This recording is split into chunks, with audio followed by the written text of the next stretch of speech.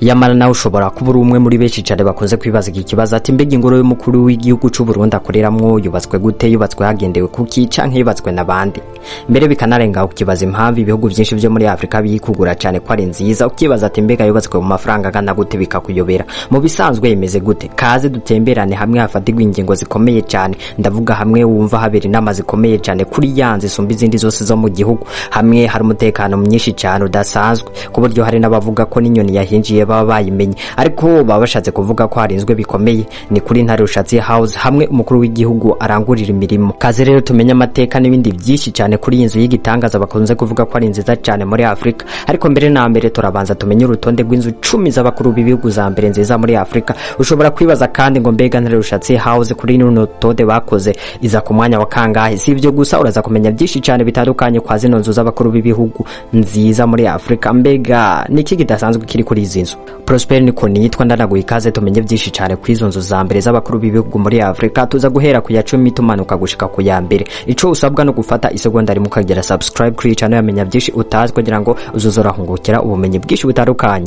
Ariko imbere yuko tubandanye kino kiganiro banza ureke gato wumva ibi navyo. Nimba uri umwe mu mamiliyoni atigira canke yipfuza gutigira akoresheje 1xbet, menya ko hari code promo yitwa menya 11 mu ndome nkuru itanga bonus ya 200%. Mutigute ugikoresha iyi code promo ya menya 11 kuri depo ya mbere baca baguha 200% ya bonus. Ehe ingene bigenda, uratejaja application ya 1xbet ucufyonda hajya handitse ngo registration, ucugira kandi handitse by phone, gisigaye ucushiramo nimero za telefone zawe. Ikindi kiba gisigaye gikomeye uca wandika ya code promo menya 11 mu ndome nkuru kugira ngo hituronka bonus ya 200%. Hama uce wemera iryo tegeko, hama ucugira register. Ushaka andi makuru kuri ivyo twandikire kuri WhatsApp nimero 722555 Kwa runo rutonde rw'inzu 10 z'abakuru b'ibihugu nziza cyane muri Afrika, ya 10 n'inzu y'umukuru w'igihugu cy'u Buganda bakunze kwita State House iri mu gisagara ca Entebbe ku birometero bishika 40 uvuye ku mugwa mukuru w'u Buganda Kampala. Iyi nzu rero iri hafi y'ikiyaga ca Victoria. Ni inzu rero bivanye n'ukuntu yitaruye igisagara iboneka neza cyane, bivanye n'ukuntu iyi nzu igaragara n'ubwiza bwayo bituma abantu bayikunda cyane. Iri muri jardin nini kandi nziza cyane, irimo ibiti bitandukanye kandi byiza cyane, ndetse hanabera ibirori byinshi bitandukanye. Iyi nzu iri hafi cyane umwamikazi w'ubwongereza yaraye mu gihe aja mu Buganda. Iyi nzu rero bakunze kwita State House niyo umukuru w'igihugu abamwo anakorera imirimo ya buri munsi. Ni naho yakirira abategetsi bakomeye cyane harimo n'abakuru b'ibihugu, ni naho batunganiriza ibirori bikomeye cyane vya leta nk'uko imika umukuru w'igihugu. Iyi nzu rero y'u Buganda niyo bashize ku mwanya wa 10 w'inzu nziza cyane z'abakuru b'ibihugu muri Afrika. Ubwo kandi nta n'ikintu kidasanzwe bagendeye kuri ubwiza bwayo gusa n'uburyo yubatswemo. Inzu y'icenda rero kwa runo rutonde rw'inzu nziza cyane muri Afrika z'abakuru b'ibihugu ni inzu yitwa Jibila House yo mu gihugu ca Ghana. Iyi nzu iherereye mu gisagara hagati ca Accra kwibarabara ryitiriwe ubwigenge bwa Ghana Liberation Road. Iyi nzu rero ifise ubwiza burarengeje nk'uko nawe ushobora kuvyibonera. Iri muri jardin nini kandi nziza cyane. Mu bisanzwe iyi nzu iboneka neza cyane kandi ni nziza cyane. Iyi nzu kandi yagimenyekana cyane ku izina rya Flagstaff House kuva mu mwaka 1957. Iyi nzu rero yagiye ikorerwamo n'abakuru b'ibihugu batandukanye bayoboye Ghana nka Osagyefo, Kwame Nkrumah n'abandi benshi batandukanye. Iyi nzu kandi ifise amateka akomeye cyane mu bwigenge bwa Ghana.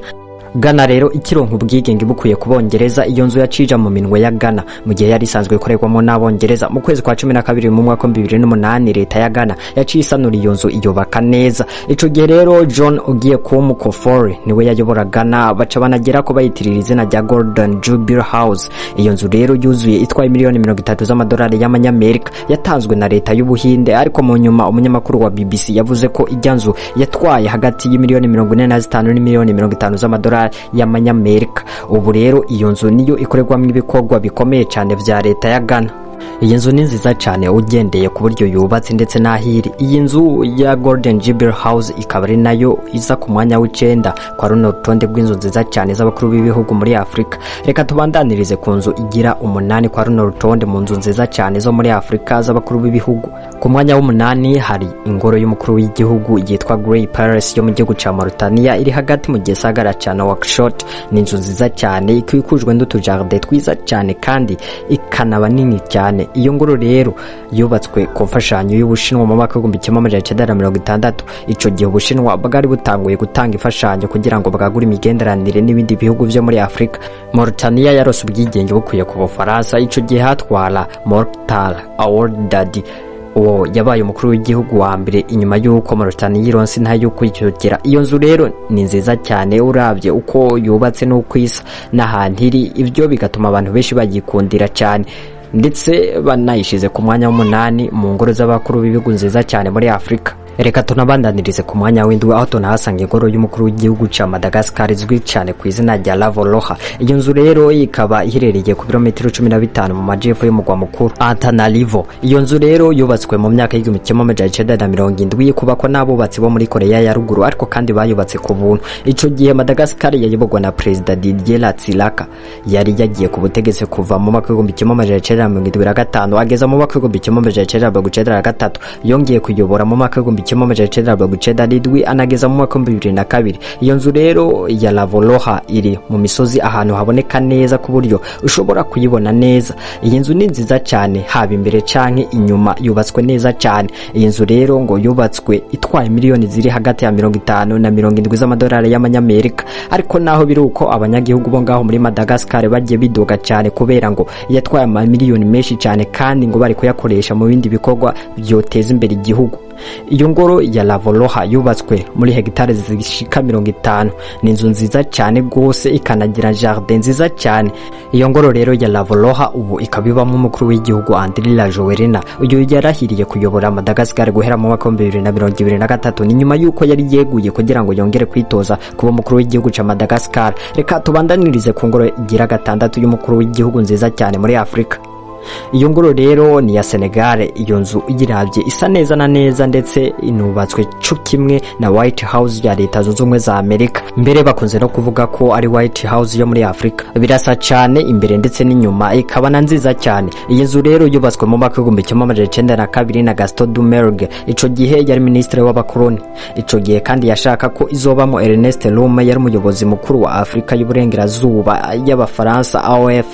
Inyuma yo kwikukira kwa Senegal yaciyibamo umukuru w'igihugu wa mbere wa Senegal Léopold Sédar Senghor. Iyo nzu rero iri kwibarabara ryitiriwe Léopold Sédar Senghor, kugeza ubu ikabibamo President Diomaye Faye.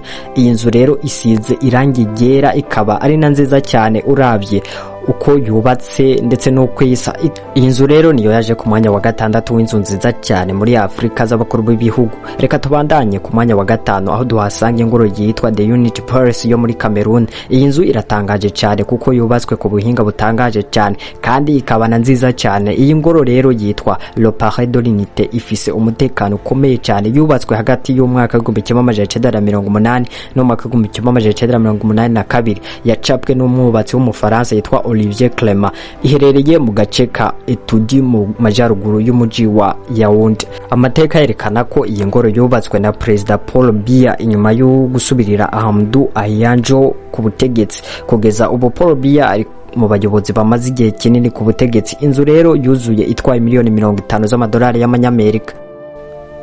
Ku mwanya wa 4 haza inzu yitwa Union Building yo muri Afrika y'Epfo, yubatswe mu mwaka w'1910. Yubakwa n'umugabo yitwa Herbert Baker, yari umwubatsi w'umwongereza. Iyi nzu ifise ubwiza burengeje kuko banayubatse muri yamabuye atukura atuma ikomera cyane.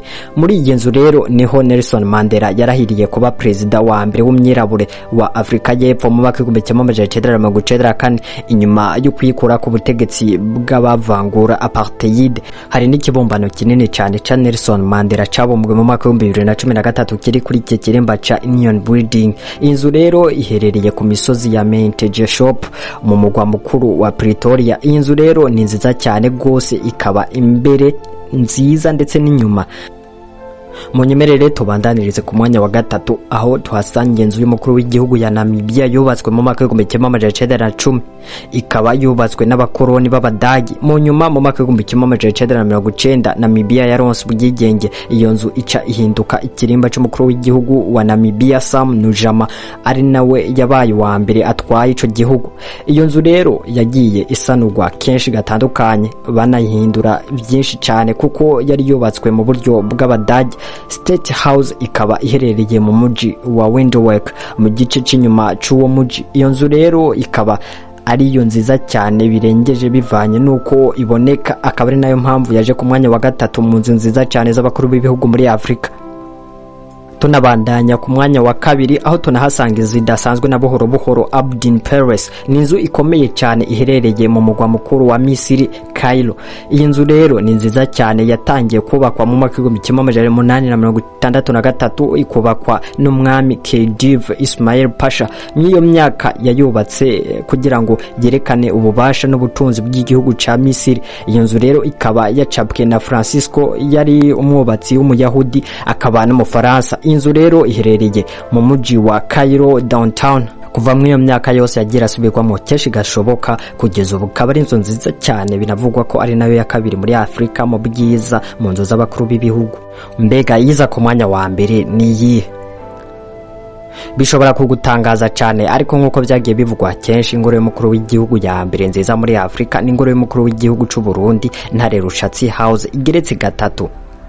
Iyi ni Ubushinwa bwayihaye Burundi nk'impano, ndetse ikaba yanubatswe n'Abashinwa mu buhinga bukomeye cyane, binatuma igira ubwiza yisangije. Iyi ngoro rero batangiye kuyubaka mu mwaka 2015, bayiheza mu mwaka 2019, inugururwa n'umuhisi Petero Nkurunziza agira ko anayitirira izina ry'umwami, bivugwa ko ari we wa mbere yayoboye Burundi.